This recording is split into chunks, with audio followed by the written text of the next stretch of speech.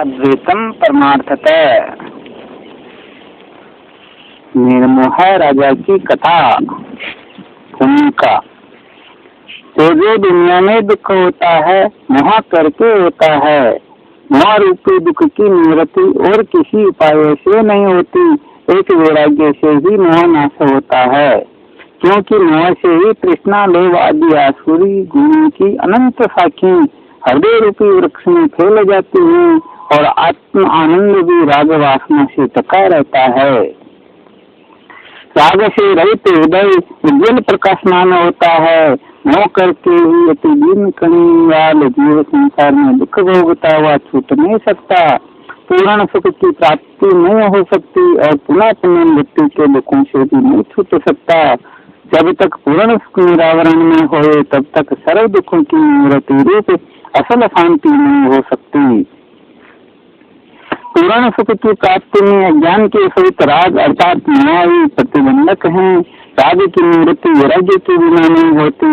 वैराग्य तब होता है जब वैराग्यवान पुरुषों की सुन्नत और अभ्यास करे अथवा वैराग्यवान पुरुषों की कथा सुने। जैसे लड़ाई में कायर पुरुष भी सूरमाओं के दरस और बहादुरी को देखकर अथवा सूरमाओं की बातें सुनकर कायर भी सूरमाओं का युद्ध करने लग पड़ता है और शत्रु को मारकर जय को प्राप्त होता है। वैसे अनादिकाल का जीव मोह करके ज्ञान साधन से कायर हुआ, तृष्णा आदि दुखों से कृपण कंगाल हुआ, अपने स्वरूप के ज्ञान से संसार के दुखों से दुखी पुनः पुनः मृत्यु को अनुभव करता हुआ ये कायर जीव भी जब सत्संग रूपी रण में जाता है तब जागता है।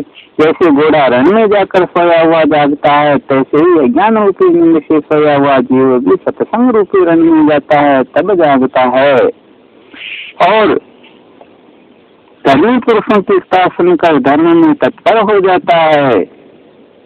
वैराग्यवानों के दर्शन से अथवा वैराग्यवानों की कथा सुनकर हृदय में वैराग्य अवश्य पैदा हो जाता है और ज्ञान के साधन में तत्पर हो जाता है। दुखों का मूल अज्ञान के सहित मोह को नाश करता है और सत्संग रूपी रण में जिज्ञासु रूपी सूरमा वैराग्य रूपी शस्त्र से राग का नाश करता है। मोह शत्रु के नाश होने से काम क्रोध आदि आसुरी संस्कार जब संस्कार सब नाश हो जाते हैं। इससे इस मोहजित राजा की कथा सुनकर अभ्यास से राग रहितवादी ज्ञान से मोक्ष सुख को पाता है। इससे जिज्ञासु जन मोह शत्रु को जीतने के लिए श्रद्धा सहित मोहजित राजा की कथा को श्रवण करे। ओम शांति शांति शांति। श्री स्वामी ब्रह्मानंद जी अवधूत के चरण सेवक संत हरनाम दास जी। सखी प्रमाण अर्थात निर्मोह राजा की कथा।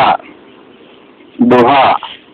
सर्व शुद्ध सो आत्मा सर्व कल्पनातीत, सत आत्मानंद को नमो हो यनित चीत।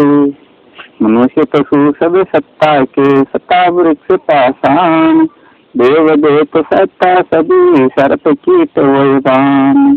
सत्ता के सब सर है सत्ता जगत तमाम, सत्ता पूर्ण अचल है कल्पित जिसमें नाम। सत्ता ही निराकार है वो ये पूर्ण आकार, पूर्ण नाशे ज्ञान से सत्ता से अपार। नमस्कार सदगुरु को चरण कमल सुख खान, चेतन शुद्ध स्वरूप से या पथ मध्य जहान।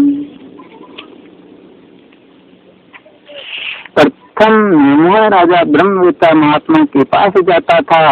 एक दिन राजा ने महात्मा से प्रार्थना की, हे भगवान इस दुख रूप संसार से किस प्रकार कल्याण हो सो उपाय बतलाइए। तब महात्मा ने मन में विचार किया, ये राजा है, इसके अंतःकरण में मन विक्षेप आदि दोष है, इसलिए इसे को अभी निर्गुण स्वरूप का उपदेश करना योग्य नहीं।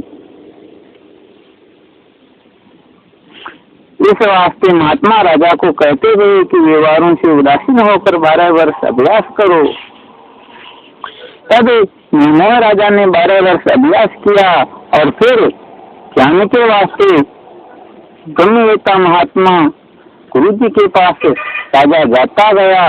तब महात्मा ने परीक्षा के वास्ते ताड़ना की। तब राजा उठकर चला आया। मगर रात भर राजा के मन में क्षोभ होता रहा।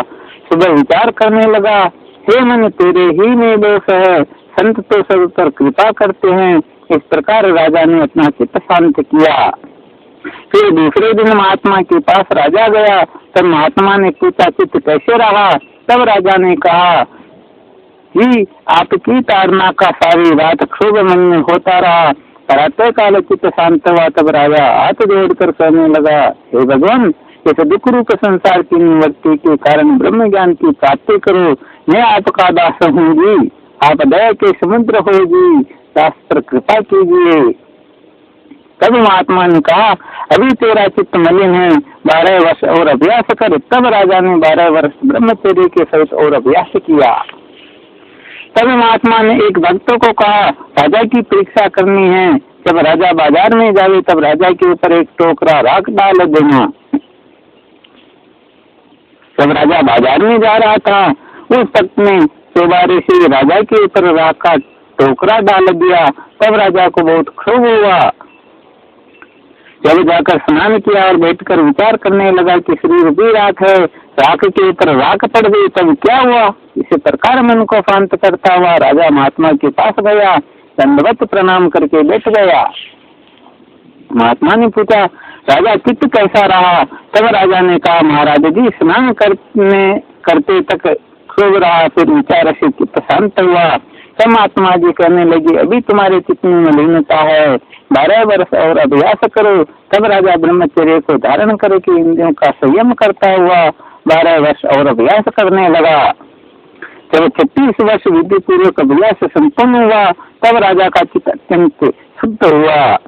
तब महात्मा जी ने परीक्षा करने के लिए लड़कों से कहा कि जब राजा जाता हो तब उसके ऊपर मिट्टी डाल देना। तब लड़कों ने राजा के ऊपर बहुत सी मिट्टी डाली, परंतु राजा को कुछ भी क्रोध अथवा क्षोभ न हुआ। तब राजा स्नान करके शांत चित्त से विचार करने लगा। अपने मन से कहने लगा कि हे मन, शरीर भी मिट्टी है, मिट्टी के ऊपर मिट्टी पड़ गई तो क्या हुआ? मन, तेरा अभी कसूर है, तेरे साधन में भी देर है। ऐसे विचार करता हुआ शांत चित्त से राजा महात्मा जी के पास जाकर दंडवत प्रणाम करके बैठ गया। तब महात्मा जी ने राजा का चित्त अत्यंत सत्य देख कर राजा को ज्ञान का प्रकाश कर दिया। राजा को अपने पूर्ण स्वरूप का परोक्ष निश्चय और जगत का अत्यंत भाव निश्चय हुआ। तब महात्मा की आज्ञा से राजा राज करने लगा। निर्मोह राजा ने अपने सर्व कुटुंब को ज्ञान कर दिया, क्योंकि सर्व कुटुंब के साधन पूर्व जन्म के परिपक्व थे, इसलिए सर्व संबंधी ज्ञानवान होते गए। तब राजा का लड़का एक दिन बाहर जंगल में एक तपस्वी की कुटी पर गया, नमस्कार करके तपस्वी जी के पास बैठ गया। तब तपस्वी ने पूछा, तुम किसके बेटे हो? तब लड़के ने कहा कि मैं निर्मोह राजा का बेटा हूँ जी। तब तपस्वी कहने लगा कि तुम झूठ बोलते हो, गृहस्थ में राजा होकर कैसे निर्मोह हो सकता है? तब लड़के ने कहा, हमारा सारा कुटुंब ही निर्मोही है। हे तपस्वी जी, आप जाकर सबकी परीक्षा कर लो, तब आपको निश्चय हो जाएगा। तब तपस्वी निर्मोह राजा के कुटुंब की परीक्षा लेने के लिए शहर को गए। राजा का लड़का कुटी पर बैठ गया। जब तपस्वी महल के दरवाजे पर पहुंचा, तब राजा की बंदी मिली। उनको शेर के जरिए से लड़के के मरने की खबर सुनाई।